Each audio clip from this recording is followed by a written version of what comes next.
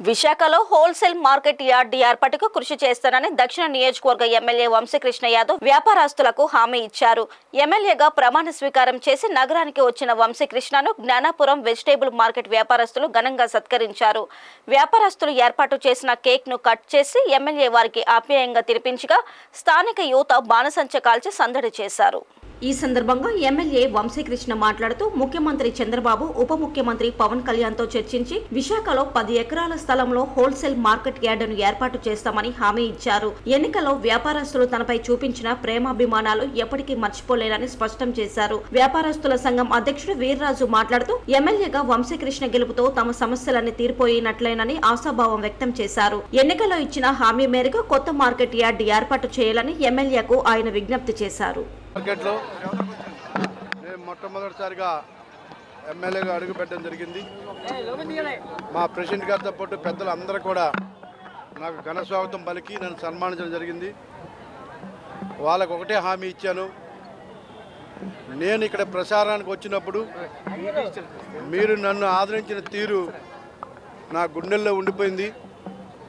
అటు పవన్ కళ్యాణ్ గారికి కానీ, చంద్రబాబు నాయుడు గారికి కానీ, అటు మోడీ గారికి కానీ ఎవరికైనా సరే ఒప్పించి వాళ్ళ కోరికలు కొన్ని ఉన్నాయి. ఈ ఉత్తరాంధ్ర ప్రాంతం మొత్తం ఈస్ట్ వెస్ట్తో పాటు ఈ ప్రాంతానికి మొత్తం కూడా అటు వెజిటబుల్స్ కావచ్చు, ఫ్రూట్స్ కావచ్చు, ఏ ఒక్కటైనా సరే ఇక్కడి నుంచే హోల్సేల్కి వెళ్ళే పరిస్థితులు కాబట్టి వీళ్ళకి ఒక మార్కెట్ కావాలి, ఒక 10 ఎకరాలు. దీంతోపాటు ఖచ్చితంగా వాళ్ళకు ఒక హామీ ఇచ్చాం, వాళ్ళ అవసరానికి అనుగుణంగా ఈ ప్రజలకు అవసరానికి అనుగుణంగా ఇది అవసరం కాబట్టి ఖచ్చితంగా మాట ఇచ్చాం, చేసి తీరుతో ఎటువంటి డౌట్ లేదు.